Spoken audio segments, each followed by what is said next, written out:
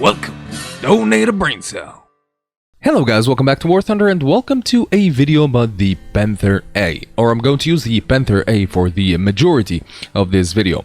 Now this game right here that you're seeing is a little bit outdated. It was from last patch, where things used to make a little bit sense after update Red Skies basically broke everything in the game. However, this match right here is an interesting one and it's going to leave you hanging to your seat, because you're going to see this match is just too amazing. Now, before starting my commentary on the video, I would love to thank you guys so much for the support that I've seen in the last video that I've done about the tragic incident that happened to 2-900.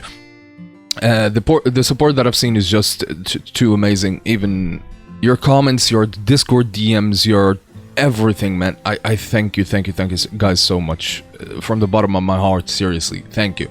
Now a little bit of an update here. 2-900's family have started a GoFundMe page to help cover the expenses of the funeral, so it would mean the world, guys, if you just help them out a little bit if you can.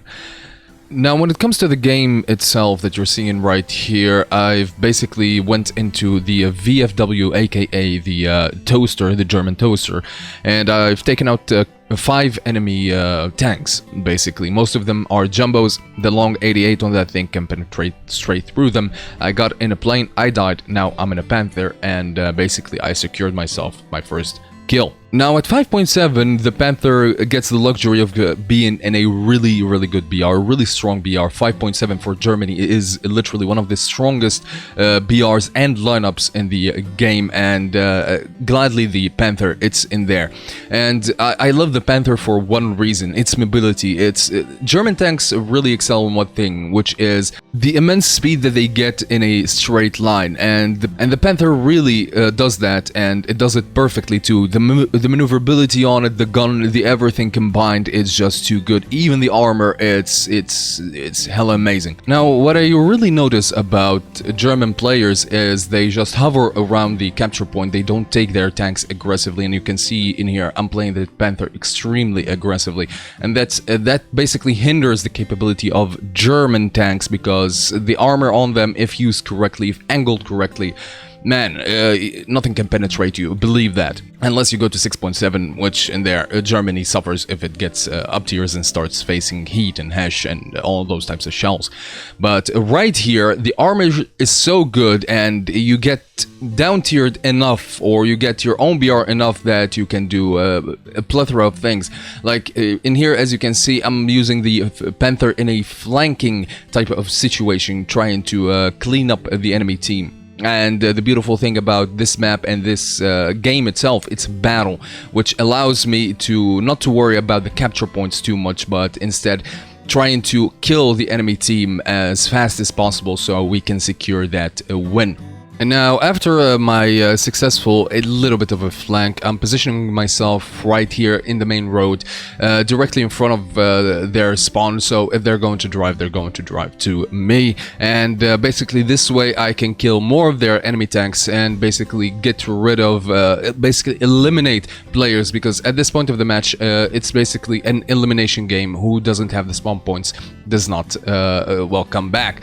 And as you can see here at long-ish ranges, this is basically a medium range, the Panther's armor is just too good for it. I try to disable the Sherman in front of me. I get his breached yellowed out, or basically orange a little bit. I put one into his upper front, well, the lower portion of his upper front plate, and he's gone.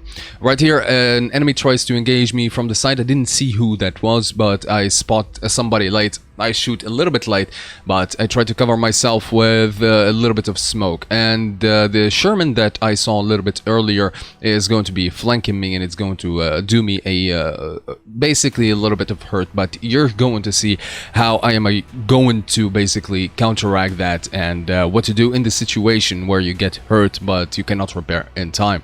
Right here, the Sherman tries to attack me. I attack him basically first, and I don't get a cannon on him.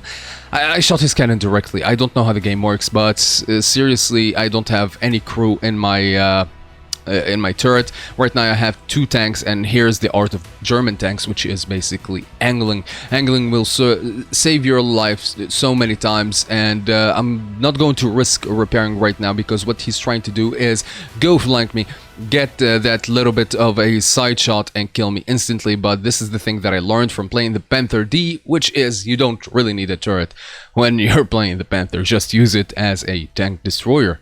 Now, this begs the question, and I'm talking directly to the players that say that Germany suffers at these types of BRs, or even the lower BRs than this, which is completely ridiculous, and I cannot understand it. At 6.7, maybe, but even at this BR, if you get, like at 5.7, you get up here to 6.7, you're not going to really struggle that much. Just adapt your tactics a different way, and basically you can do a whole lot of damage to the enemy team. Even though that you don't have the armored vehicles like the Panther, like this, they can serve you really well. After repairing my tank a little bit, I spot an enemy in front of me, an M6A1 to be exact. Get him through his, well, upper front-ish plate, the driver's port, I guess, and kill him instantly. And I'm playing with a couple of friendlies, if you noticed, and they're going to hint something a little bit in the future, because this is the thing about playing with squad mates. They really can help you, especially in spotting.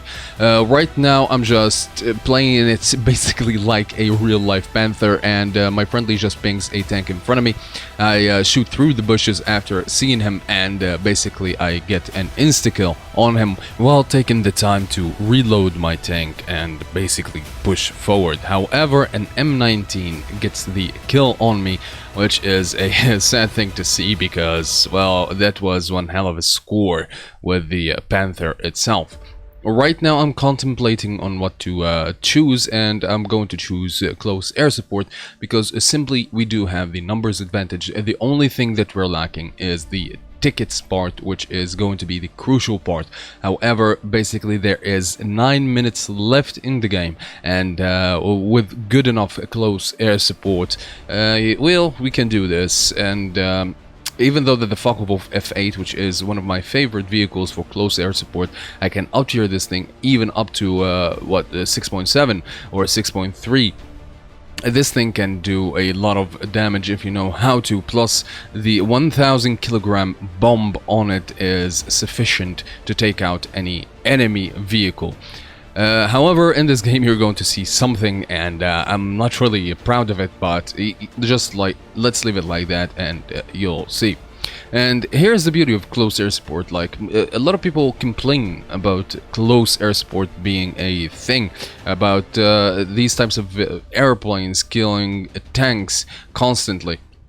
And right now you can see that I'm approaching this Sherman. I don't know which Sherman it is, and I completely butcher my bomb drop. I got rushed a little bit, and I didn't drop it accurately. Plus, with the Focke-Wulf, I can compress too much, and I could risk hitting the ground. However, well, this is the thing about close air support. It's, even if you mess up like that, you can basically, if you know how to, you can get away with it, and you can do much better.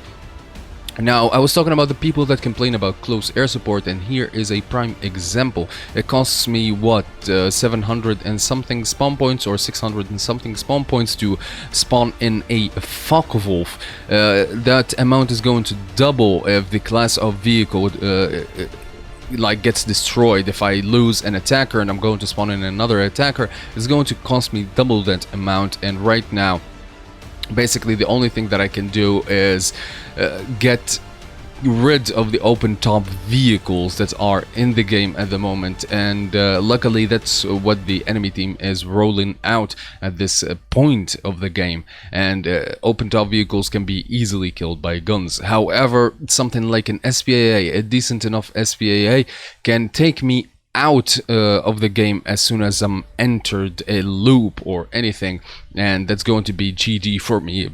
What, 600 or 1000 plus spawn points gone out of the drain by an SPAA that costs basically 70 or 80 spawn points.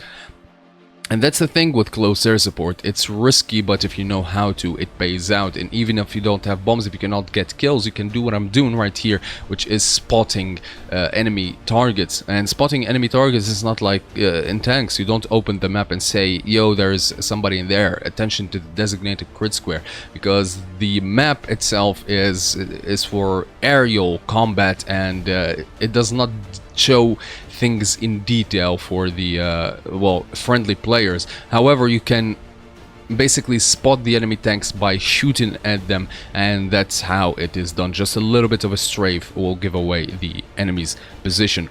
Right now I can see my team pushing towards the B point, and one of my friendlies gets taken out by an M18 that I failed to see. That was completely on me, so I have to look for the M18 and where he is, and that's the most frustrating part about playing in a well, the focus or close air support in general. You don't really see tanks that well, especially if you're at higher altitude, which is going to be hindering in a sense. In here there is an enemy in front of me. I was going to shoot him, however the Ostwind took him out. I look behind me, I can see the M18, and basically I'm on the loop going towards him, basically trying to take him out so he doesn't flank our team, and basically results in losing a match. Because what wins a match in War Thunder is tanks. In a tank RB match, tanks are the ones that capture the points, tanks are the ones that kill. I have one bomb. I could have taken more bombs, but the 50-kilogram bombs, I don't know how to use them.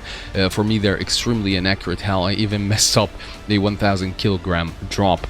At this point of the match, there is basically one guy left alive, and I'm trying to take a look at where he could be. I didn't think that he was in a plane, but suddenly I see somebody friendly shooting at the sky. I missed him completely. I didn't see him. It was a BTD, and I can take him out really easily from the sky, and that's going to be a GG, an entire wipeout of the enemy team, and it's going to be one of the best, well, matches that I've ever had in War Thunder, period. And matches like this are matches that keep me playing in the game. That's why I play the game to begin with, because matches like this, they're just too amazing to be to have. Like I said at the start of the video, I'm going to leave the GoFundMe page for 21900's family, and basically hopefully you can support them through there. Anyway guys, thank you so much for watching. Fly safe, have fun, and I'll see you on the next one.